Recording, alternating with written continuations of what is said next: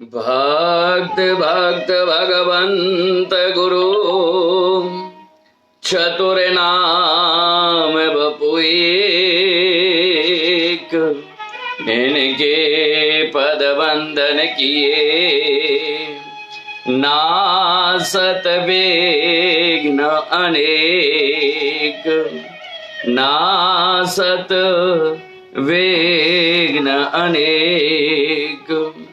बोलो वृंदावन बिहारी लाल की जय, कृष्ण कन्हैया लाल की जय, श्री कृष्ण बलदेव की जय, गिरिराज धरन की जय। मेरे जीवन आधार, मेरे जीवन सर्वस्व श्री कृष्ण बलदेव के श्री चरणारविंद, किशोरी राधा रानी के चरणारविंद, श्री गोवर्धन नाथ जी के श्री चरणों में बारंबार ढोक दंडवत प्रणाम करते हुए आप सभी वैष्णव वृंदों को सादर जय श्री कृष्ण। आहा, बड़ा ही ये जीवन बड़ा दुर्लभ है। ये मानव देह शीघ्र अतिशीघ्र किसी को मिलता नहीं। 84 लाख योनियों को भोगने के उपरांत एक बार पुनः ये मानव शरीर प्राप्त होता है। और इस मानव शरीर की जो सबसे महत्वपूर्ण अभिलाषा हो, वो अभिलाषा क्या हो, ये विचार करने का विषय है। और आज का विषय भी यही है कि भगवान कब हमारे जीवन में वो समय कब आएगा और कैसे आएगा कि ठाकुर जी हमसे बात करें। आहा, अनुभूति करके देखो कि ठाकुर जी हमसे बात कर रहे हैं, वो समय कितना आनंददायक होगा। हमारा आज का विषय है कि भगवान कब और कैसे बोलते हैं। क्या किसी ने भगवान से बात की है, या क्या हमारे मन में ठाकुर जी से बात करने की कल्पना जागृत होती है? कितना आनंद हो। ये मनुष्य, हमारा ये मनुष्य देह सफल हो जाए अगर ठाकुर जी सहज भाव से हमसे बात करें, तो एक अलौकिक आनंद होगा। इसी संदर्भ में कि ठाकुर जी हमसे कब और कैसे बात करें, एक बड़ा सुंदर विद्वानों के द्वारा एक बड़ा ही अनिर्वचनीय एक सूत्र है। ध्यान देना कि कारुण्यम संप्रकाशितम, जो हमारे हृदय की करुणा है, कारुण्यम संप्रकाशितम, हमारे हृदय की करुणा जब प्रदर्शित होगी तब ठाकुर जी आएंगे और हमसे बात करेंगे। हम अपने हृदय की करुणा को जागृत करें। हमारे अंदर जो करुणा है, जो ममत्व है, जो अपनापन है और जो प्रेम है, उस प्रेम को जागृत करना ही भगवान को प्राप्त कर लेना है। इसलिए भगवान, आप जानते हैं, भगवान तो सदैव अकारण, बिना कारण के ही करुणा प्रदान करने वाले हैं। ठाकुर जी का हृदय क्या करुणा से भरा हुआ है? अगर ठाकुर जी के हृदय में अपने भक्तों के लिए, अपने इस पृथ्वी लोक के जीवों के लिए अगर करुणा जागृत हो, तो ठाकुर जी आएंगे। और हमारे मन में करुणा जागृत हो, तब हम ठाकुर जी को बुलाने का वह भाव उत्कंठित कर पाएंगे। हम हमेशा कहते हैं, अकारण करुणा वरुणालय भक्त वांछा कल्पतरो श्री पीतांबरधारी बाल कृष्ण लाल। मेरे प्रभु बिना कारण के ही कृपा करने वाले हैं, वो कारण नहीं देखते। अगर हमारे अंदर एक सद्गुण है कि हम भगवान का नाम जपते हैं या हम भगवान की कथा को श्रवण करते हैं, ये एक सद्गुण और अवगुण कितने। जब चाहा किसी का मान मर्दन कर दिया। अपने स्वार्थ के अनुसार हम इस संसार के प्रपंचों को रचते हैं। गुण केवल एक और अवगुण जिनकी गिनती नहीं। मतलब क्या हुआ कि वो हमारे गुण पर नहीं रीझते। पहली बात तो अपने हृदय में ये बात गांठ बांध लें कि भगवान आज तक हम जितने भी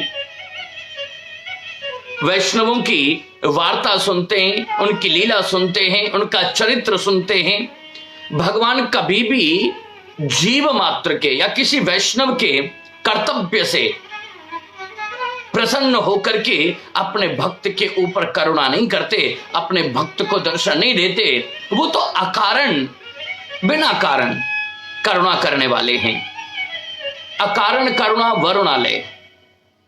और करुणा भी कैसी, जो अपने भक्त के ऊपर अपनी कृपा रूपी बरसात कर देते हैं, और वो भी बिना कारण। अर्थात कि ठाकुर जी के हृदय में तो करुणा फूट फूट के भरी है। ठाकुर जी आएंगे कि नहीं आएंगे ये विषय हमारा नहीं है विचार करने का।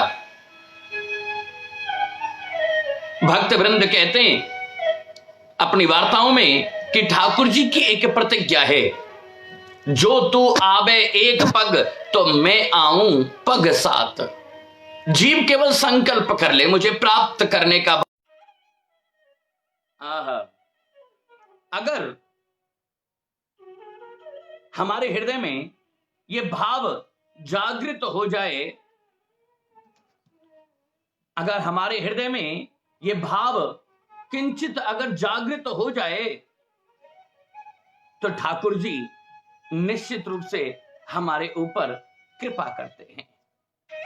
आहा, बड़ा ही अलौकिक और अनिर्वचनीय भाव है।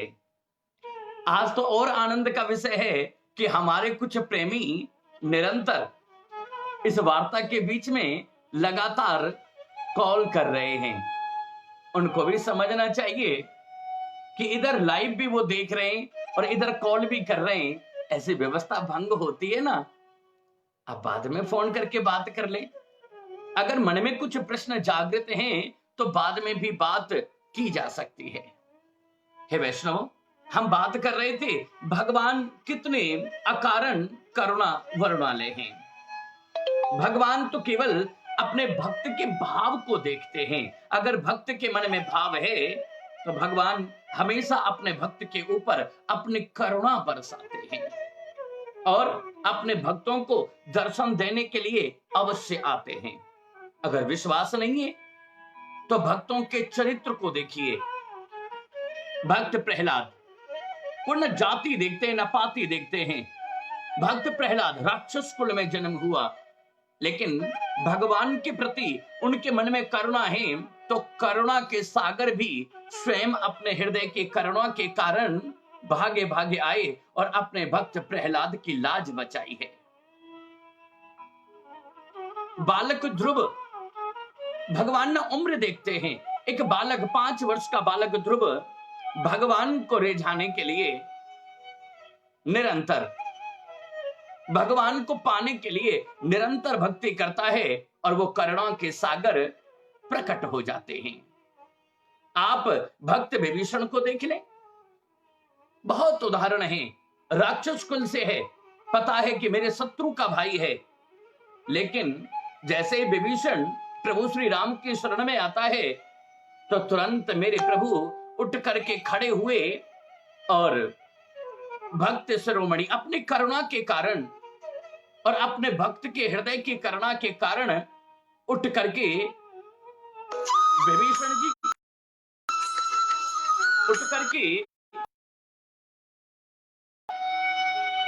उठ करके तुरंत विभीषण को अपने आगोश में अपनी बाहों में ले लिया। क्यों? क्योंकि अगर करुणा निकल जाए तो उसके अंदर न प्रेम रहेगा, न आशीर्वाद रहेगा, न अपने भक्त के कल्याण का भाव रहेगा। और अगर ऐसा है तो फिर भगवान की प्राप्ति भी संभव नहीं।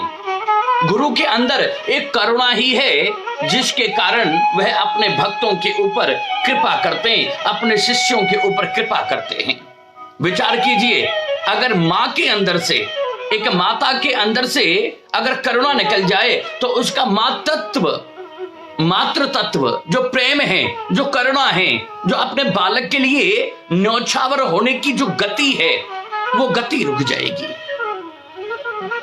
गुरु के अंदर से करुणा निकल जाए तो प्रेम हट जाएगा, अपने बालक को पालने की जो क्रिया है वो क्रिया नष्ट हो जाती है। मां के अंदर से ममत्व निकल जाए तो प्रेम समाप्त हो जाता है। पिता के अंदर से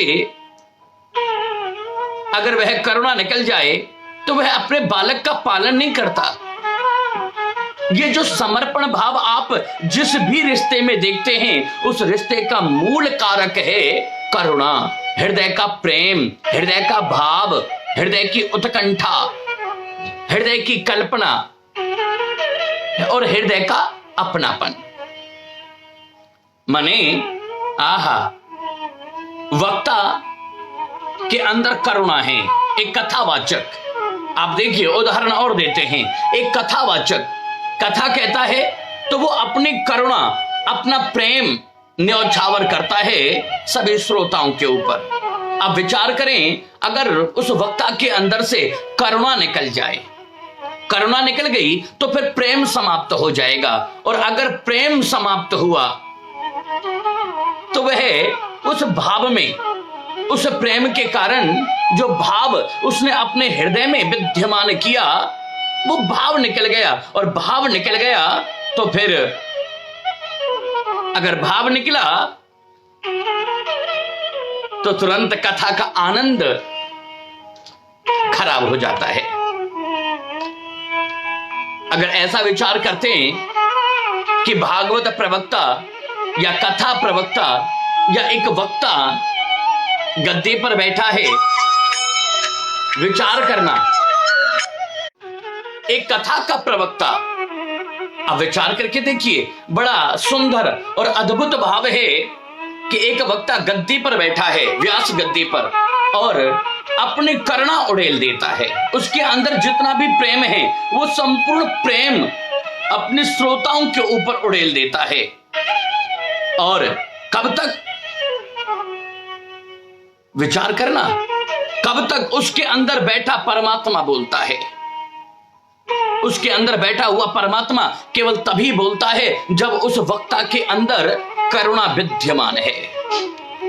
अगर करुणा निकल जाए और वह वक्ता या तो केवल अपनी बुद्धि से बोले या अपने ज्ञान से बोले, और कथा, ध्यान देना प्रेमियों, कथा न ज्ञान से होती है और न अनुभव से होती है। अनुभव की कथा कथा नहीं है, वो तो केवल उस व्यक्ति का अनुभव है, और अनुभव कथा नहीं है। केवल उसकी जो अंतर आत्मा की करुणा है। करुणा माने, करुणा आत्मा का भाव है और आत्मा परमात्मा का रूप है। जब एक परमात्मा स्वयं कथा कहता है करुणा के रूप में, तो वह कथा करुणा के रूप में समस्त श्रोताओं के ऊपर बिखर जाती है और वह कथा आनंद प्रदान कर देती है। मन और बुद्धि, उसका मन, प्रवक्ता का मन और उसकी बुद्धि केवल अनुभव शेयर कर सकती है, कथा नहीं। उसने अपने जीवन में क्या क्या अनुभव किया वो केवल अपना अनुभव बता सकता है, लेकिन भगवान के श्री चरणों में श्रोताओं के चित्त को स्थापित कर दे वो भाव, वो कभी भी बिना करुणा के स्थापित कर ही नहीं सकता। बिना करुणा के कथा कोई भी वक्ता कह ही नहीं सकता। कारुण्यम संप्रकाशिता, बात वही, करुणा ही भगवान को प्रकाशित करती है। तुलसीदास जी के मन में जब करुणा उत्पन्न होती है तो वह श्री रामचरितमानस का निर्माण कर देते हैं, और जब कालिदास के हृदय में करुणा उत्पन्न होती है तो वो ज्ञानी बन जाते हैं, वो परम ज्ञानी बन जाते हैं। वरना तो आप जानते हैं कि कालिदास महामूर्ख थे, और इतने बड़े मूर्ख कि यहां तक भी हमने कहीं शास्त्रों में पढ़ा, कालिदास इतने बड़े मूर्ख कि जिस टहनी पर बैठे हैं उसी को काटते हैं। मूर्खता का एक प्रारूप अगर किसी को कहा जाए तो वो स्वयं कालिदास जी थे। और एक समय वो कालिदास जी वन में गए, पत्नी के तिरस्कार के कारण वन में जाते हैं मरने के लिए, आत्महत्या करने के लिए। आत्महत्या करने के लिए गए और रास्ते में जाते जाते एक कुआं देखा, उस कुएं में छलांग लगा दी बिना विचारे। मन इतना आहत है, आज मन परेशान है, तो विचार आया कि पत्नी ने मुझे दुत्कार दिया, मेरा अपमान कर दिया। कुएं में गिर गए, कुएं में कूद गए। और जब कुएं में, आधे कुएं में जब नीचे जाने लगे, आधे कुएं में पहुंचे तो विचार आया कि इसमें तो पानी ही नहीं है। इतने बेचारे आसक्त, इतने दुखी कि उन्होंने पहले कुएं में यह नहीं देखा कि इसके अंदर पानी है या नहीं है। वो सूखा कुआं, झाड़ियां हैं, उसी में कूद गए। और जब गिरे, जब पृथ्वी से कालिदास जी का स्पर्शन हुआ तो ध्यान देना, वो इतने डर गए कि उनकी जीभ बाहर आई और दोनों दांतों के बीच वो जीभ आई और जैसे पृथ्वी के साथ संपर्क हुआ, तुरंत दोनों दांतों का दबाव पड़ा और उनकी जीभ कट गई। और उन्हीं झाड़ियों के नीचे गुप्त स्थान पर एक तांत्रिक वहां मां काली की उपासना करता है।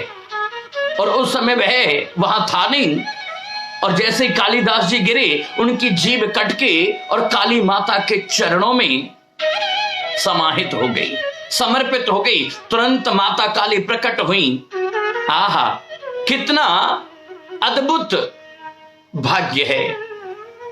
किसी ने मुझे फूल चढ़ाए, किसी ने फल चढ़ाए, किसी ने द्रव्य चढ़ाया, लेकिन धन्य है कालिदास कि तुमने अपनी जीभ मुझे समर्पित कर दी और वरदान दे दिया कि जा, अब मैं तेरी जीभ के ऊपर निवास करूंगी। तू जो भी बोलेगा वही वेद बन जाएगा, वही ब्रह्मवाणी बन जाएगी। दान करने की क्रिया यहां पर बताई। यहां पर जाने अनजाने में कालिदास जी अपनी जीभ माता काली के चरणों में समर्पित कर देते हैं कि काहू ने दान करो पैसा को, तो काहू ने दान में भूमि गहाई, काहू ने दान में बेटा चीरो, तो काहू ने दियो स्वर्ण चढ़ाई। आहा, बड़ा अद्भुत भाव है। दान काहू ने दान करो अन्न धन को, तो काहू ने दिए पुष्प चढ़ाई।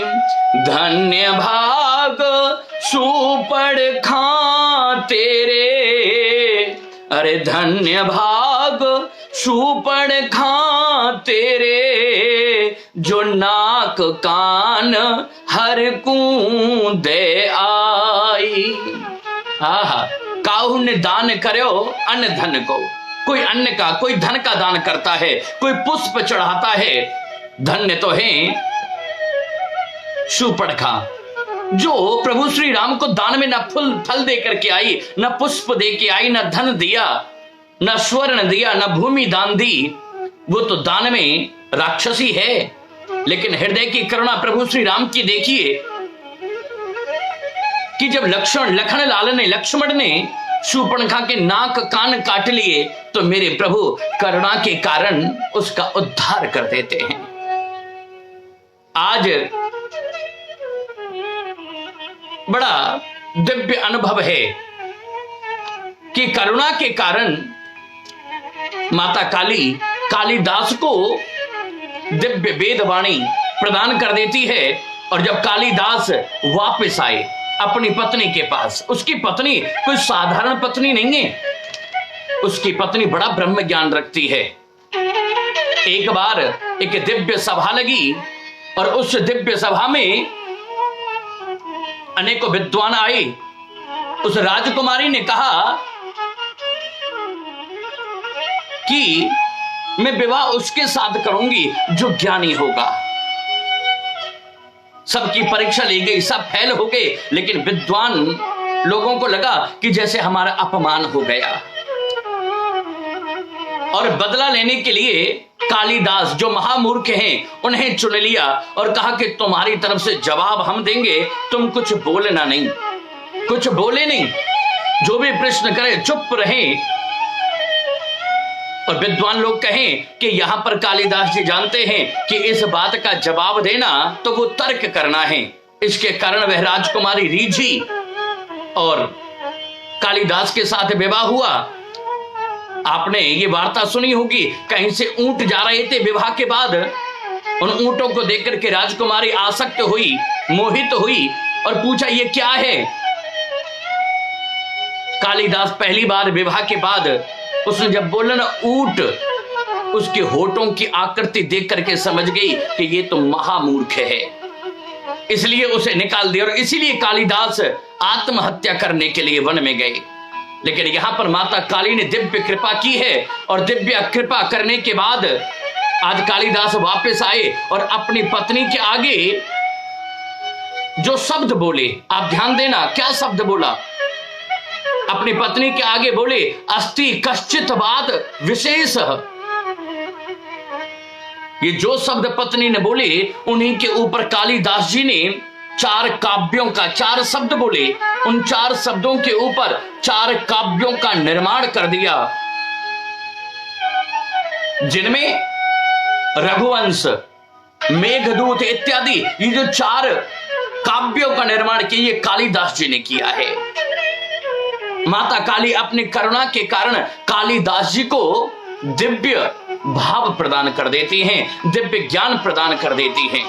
इसलिए हे भक्त वृंदो, जब तक हमारे मन में करुणा ना जागेगी और हम उस अकारण करुणा करने वाली अपने ठाकुर जी को रिझाने में कामयाब नहीं होंगे, तब तक ठाकुर जी हमसे मिलेंगे नहीं, हमसे बोलेंगे नहीं। ध्यान देना, हमारी भक्ति की शक्ति से जब तक ठाकुर जी की करुणा जागेगी नहीं, तब तक ठाकुर जी आकर के हमसे बोलेंगे नहीं। और जिस दिन करुणा जाग गई, वो अकारण करुणा वरुणाले आएंगे और आकर के हमसे बोलेंगे। कैसे? आपको उदाहरण के लिए बताते हैं कि जैसे श्री महाप्रभु जी से स्वयं ठाकुर जी बात करते हैं, जैसे श्री गोसाई जी से ठाकुर जी बात करते हैं, बोलते हैं, श्री चीत स्वामी से बोलते हैं, श्री परमानंद दास जी से बोलते हैं, श्री चतुर्भुज दास जी से आपने 84 वैष्णव की वार्ता में श्रीनाथ जी प्राकट्य के भाव में आपने दिव्य चरित्रों को सुना। भगवान इनके साथ स्वयं बात करते थे। क्यों? केवल करुणा के कारण। अतः भगवान कब बोलते हैं? जब हमारे अंदर करुणा जागृत होती है और हमारी करुणा ठाकुर जी की करुणा को जब स्पर्श करती है तो ठाकुर जी करुणा करके आते हैं और हमसे बोलना प्रारंभ कर देते हैं। आशा करते हैं कि आप भी अपने हृदय की करुणा को जागृत करोगे और आपके हृदय की करुणा, करुणा माने प्रेम, आपके हृदय की करुणा ठाकुर जी को आपके पास आकर आपसे बोलने के लिए विवश कर देगी। आप इतना प्रेम ठाकुर जी से करोगे। ऐसा भाव है, आप इन दिव्य भावों को श्रवण करके अपने जीवन में धारण करेंगे। ज्यादा से ज्यादा ये जो आप श्रवण करते हैं कथा प्रतिदिन, ज्यादा से ज्यादा अपने मित्रों तक इसे शेयर करना, ताकि और भी सब ये जान सकें कि भगवान कब बोलेंगे। और आप भी अपने हृदय की करुणा से भगवान को आने के लिए विवश करोगे और आप भगवान से बात कर पाओगे। ऐसा हमारी आत्मा का भाव भी है और आप सभी वैष्णवों के लिए आशीर्वचन भी है। आप सबको हमारी तरफ से